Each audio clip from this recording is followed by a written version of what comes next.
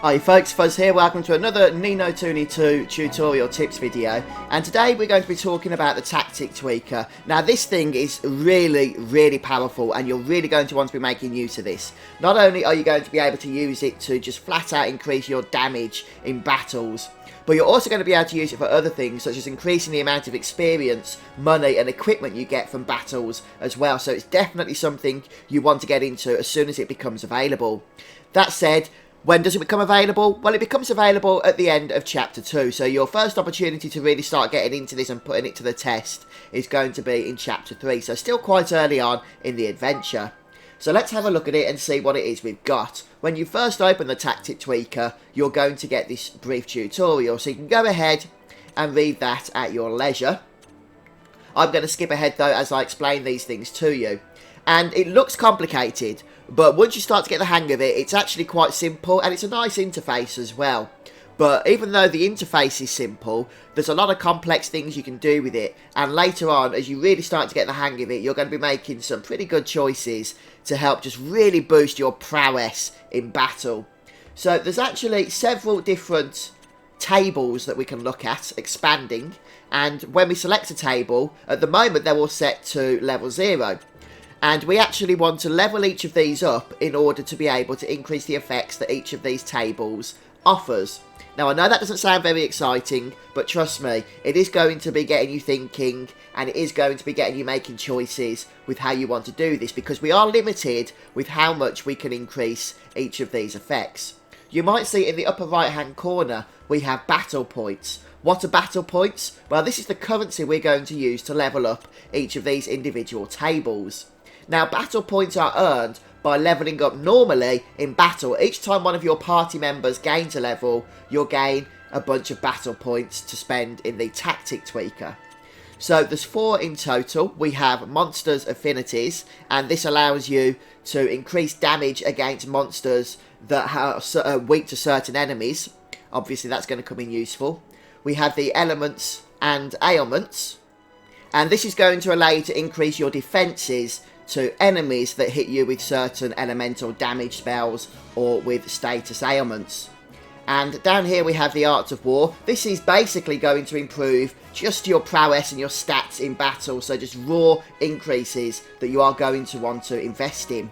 And then finally we have the Spoils settings, and this is going to do things like allow you to increase the amount of experience you gain from battle, the amount of money that enemies drop, the amount of equipment that they drop, and things of that nature.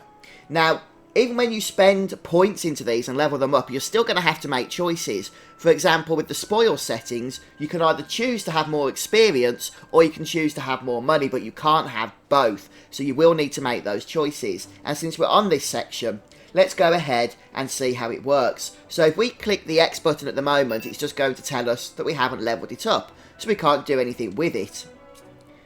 And the reason it goes into this particular section here is because this is where we would normally make choices, but we can't because it's not activated.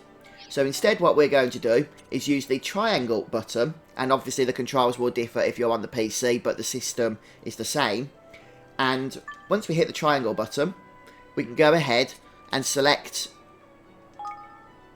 to level up, and it's going to cost 5 battle points, so we'll go ahead and spend those.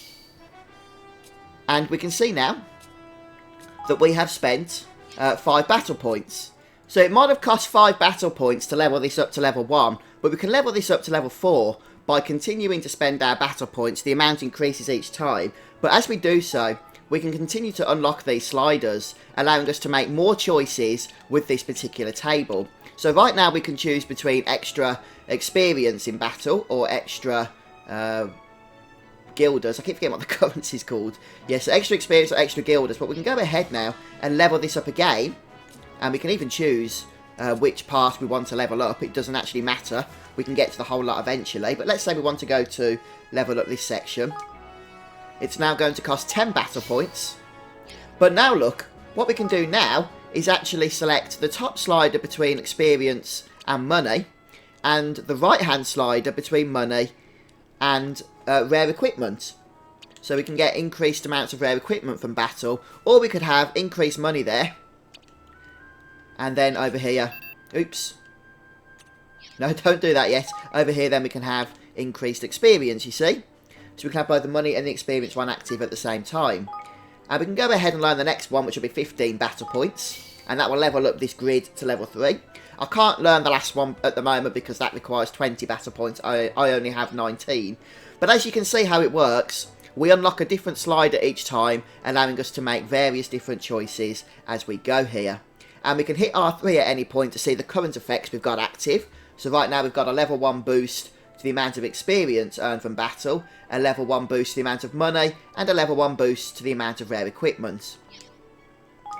So you can see how powerful this thing is, can't you, already? Which is a bit of a bonus. And if we put both of them over here to money, we've now got a level 2 boost to the amount of money that can be earned from battle, no boost to the amount of experience, and a level 1 boost to the amount of equipment.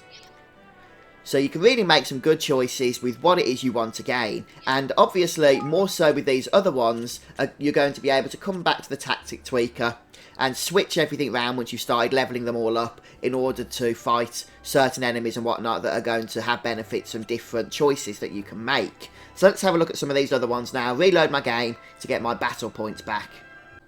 So I've levelled up the Arts of War over here to level 1, but let's go ahead, shall we, and level it up a little bit further. So basically, every level you do, and I can only do for 3 levels at the moment, you'll get an extra point to boost up these sliders. So if we go over here, we can see the sliders. So we've got durability, for example, which reduces the amount of damage taken when blocking. And because I've leveled to level 3, if you look at the bottom right-hand corner of this box, you can see it says 3 out of 3. That means I've got 3 points available to spend. And to spend them, all you have to do is use the up and down keys on your joypad once you've got the option selected you want to boost. And you can boost them up like that. So we can get, in this case, a level 3 boost to the amount of damage prevented by blocking. Or we can have a look at some of these other ones. Perhaps we want untouchability, and that increases the length of time for which we're invulnerable while evading. Fleet-footedness decreases the amount of time it takes to escape from battle. Dynamism, you can just read these as well, guys, to your heart's content. So eagle-eyedness and brutality are basically going to be used the most for day-to-day battles because they just increase the damage that you do. Brutality, for example, will increase the damage of your melee attacks. So we can go ahead and say level that up to 2 and then level eagle-eyedness up to 1. So once again, you can make choices depending on how many points you've got. So next up then we have the elements and ailments. I'm not sure why I'm doing this in a counterclockwise order, but hey, it doesn't really matter. So I've gone ahead and spent all my points once more. This time we can get 7 points in this particular table. And once again, you can make choices, you know, mixing and matching these as you see fit. So on each option, you can select either resistant to an element or resistant to status effects, with exception to one, which I'll talk about in a moment. So this first one, Blaze versus Befuddlement, we can get resistance to fire damage. So obviously if we're going up against heavy fire bosses or enemies, then this is going to help us reduce the damage that the party takes from that. Or we can do resistance against confusion, which is a status effect. So if we know we're going up against a boss that casts confusion, we might want to select this one. And the others are puddle versus poisoning, so resistance against water or the poison status ailment. And we have, this is the one that does actual 2 elementals. It's a resistance against either light damage or against dark damage. And then finally we have resistance against wind damage or resistance against sleep. So if we have, I don't know, just an example, an enemy that does light damage but can also put you to sleep, we can put some points into the sleep resistance and some points into the light resistance. Now obviously as you level up this up more, you can spend more points and eventually you can max out one choice in each of these particular options here. But right now we are more limited. Okay, so finally we have the Monster's Affinity. And this one is just raw damage output, okay? If you just want to do more damage, then this is the option that you're going to want to look at. So, I've just put a couple of points in. I didn't reset my save game, so I didn't have many battle points to spend. But the first choice is between solidity and sliminess. Lets us select between extra raw damage against either slimy enemies or against solid-bodied foes. So that would be enemies such as golems, etc, etc. Down here we have nature versus nobility, allowing us to make a choice between extra damage against natural enemies or reptilian enemies.